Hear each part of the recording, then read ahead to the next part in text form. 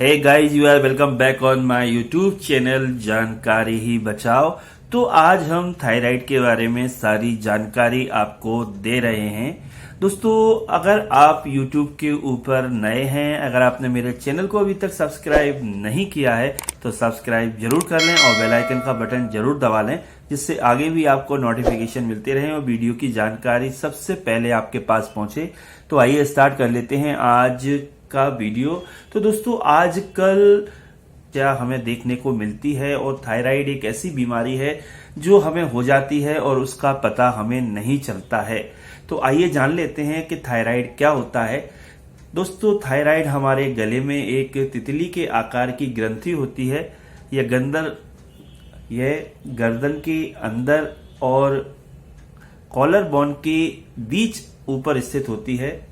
Thyroid एक प्रकार की एंडोक्राइन ग्रंथि यानी नलिकाहीन ग्रंथि है जो कि हमारे शरीर के लिए हार्मोन बनाती है।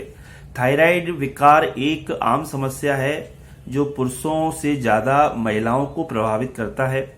प्रमुख तौर पर थायराइड दोस्तों दो प्रकार के होते हैं, एक होता है हाइपर थायराइड और एक होता है हाइपोथायराइड। हाइपरथायराइडिज्म में अत्यधिक मात्रा में थायराइड हार्मोन बनने लगता है, जबकि हाइपोथायराइडिज्म में इस हार्मोन का उत्पादन कम होता है। थायराइड ग्रंथि से जुड़ी अन्य गंभीर समस्याओं में थायराइड कैंसर का भी नाम शामिल है, मगर हम इसके बारे में आज डिस्कस नहीं करेंगे। और दोस्तों, अब यदि उचित उपचार की मदद से थायराइड ग्रंथि ठीक तरह से काम कर सकती है, जीवन शैली में कुछ बदलाव लाकर, जैसे कि संतुलित आहार और पर्याप्त मात्रा में आयोडीन का सेवन एवं तनाव को दूर करने से एवं योग एवं ध्यान की मदद से भी थायराइड को नियंत्रित किया जा सकता है। थायराइड ग्रंथि से संबंधित समस्याओं को नियंत्रित करने के लिए एंडोक्राइनोलॉजिस्ट से नियमित परामर्श और चेकअप हमें करवाते रहना चाहिए। तो अब हम थायराइड के बारे में संपूर्ण जानकारी देखते हैं कि थायराइड एक एंडोक्राइन ग्रंथि है जो कि ट्राइआयोडोथायरोनिन यानी T3 और थायरॉक्सिन यानी T4 नामक दो हार्मोन बनाती है। इन हार्मोनों का उत्पादन और स्राव थायराइड स्टिमुलेटिंग हार्मोन यानी TSH द्वारा नियंत्रित होता है। TSH पिट्यूटरी में बनता है, जिसके स्राव को थायराइड रिलीज करने वाले हार्मोन या TRH द्वारा नियंत्रित किया जाता है। यह हार्मोन शरीर की सामान्य प्रक्रिया के लिए जिम्मेदार होता है। थायराइड ग्रंथि के ज्यादा या कम मात्रा में हार्मोन बनाने पर थायराइड की समस्या उत्पन्न होने लगती है। ऑटो इम्यून या थायराइड ग्रंथि में कैंसर युक्त या कैंसर रहित कोशिकाओं के बनने, ग्रंथि में सूजन के कारण हार्मोन के उत्पादन में असंतुलन आ सकता है।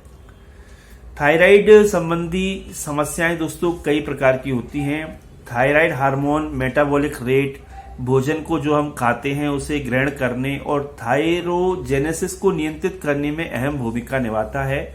हाइपरथायराइडिज्म में थायराइड हार्मोन अधिक मात्रा में बनने लगता है। इसमें T3 और T4 का स्तर बढ़ने एवं TSH का स्तर घटने लगता है। कभी कभी थायराइड ग्रंथि में सूजन के कारण स्थायी तौर पर हाइपोथायराइडिज्म हो सकता है। थायराइड का दूसरा प्रकार है हाइपोथायराइडिज्म, जिसमें थायराइड हार्मोन कम बनने लगता है और T3 एवं T4 का सीरम लेवल घटने तथा TSH का स्तर बढ़ने लगता है। तो दोस्तों, थायराइड से जुड़ी समस्याओं के बारे में हम देख लेते हैं कि हाइपोथायराइडिज्म, इसमें थायराइड ग्रंथि से अधिक मात्रा में सक्रिय होने के कारण थायराइड हार्मोन अधिक स्राव होता है, और हाइपोथायराइडिज्म, इसमें थायराइड ग्रंथि सामान्य से कम मात्रा में थायरॉक्सिन हार्मोन स्रावित करती है। अब दोस्तों, थायराइड संबंधी समस्याओं के लक्षण के बारे में हम बात कर लेते हैं। तो हमने अभी आपको बताया कि दो तरीके के थायराइड प्रॉब्लम होती हैं, एक हाइपरथायराइडिज्म और एक होता है हाइपोथायराइडिज्म। अभी हम यहाँ बात कर रहे हैं हाइपरथायराइडिज्म। इसमें हमें वजन कम होना, घबराहट होना, चिंता होना, परेशानी और मूड बदलना, घेंगा रोग होना, थकान होना, सांस फूलना, दिल की धड़कन का तेज हो जाना, गर्मी ज्यादा लगना, कम नींद आना, अधिक प्यास लगना, आंखों में लालपन और सूखापन होना, बाल झड़ना और बालों का पतला होना, यह सब हाइपरथायराइडिज्म के सिम्टम्स हैं। अब हम हाइपोथायराइडिज्म के बारे में आपको बताते हैं कि हाइपोथायराइडिज्म के सबसे सामान्य लक्षण होते हैं। दोस्तों, सबसे पहले तो आपका वजन बढ़ना स्टार्ट हो जाएगा, आप मोटे होना स्टार्ट हो जाएंगे, थकान आपको महसूस होगी, आपके नाखून और बालों का कमजोर होना स्टार्ट हो जाएगा, त्वचा आपकी रूखी होना स्टार्ट हो जाएगी, बाल झड़ना स्टार्ट हो जाएंगे, आपको सर्दी जैसी महसूस होगी, आपको डिप्रेशन हो सकता है, मांसपेशियों में दोस्तों अकड़न हो सकती है, गला बैठ सकता है तथा मानसिक तनाव भी हमें हो सकता है। तो दोस्तों ये थायराइड के कुछ सिम्टम्स थे। अब थायराइड के कारण क्या हैं? अब हम यहाँ पर हाइपरथायराइडिज्म के कारण के बारे में हम बात करें तो दोस्तों हाइपरथायराइडिज्म का सबसे सामान्य कारण ग्रेव्स डिसीज है। यह एक ऑटो इम्यून रोग है जिसमें ऑटो एंटीबॉडीज अधिक मात्रा में थायराइड हार्मोन का उत्पादन एवं स्राव करने के लिए ग्रंथि को उत्तेजित करने लगते हैं। ये समस्याएं पुरुषों से ज्यादा महिलाओं में होती है।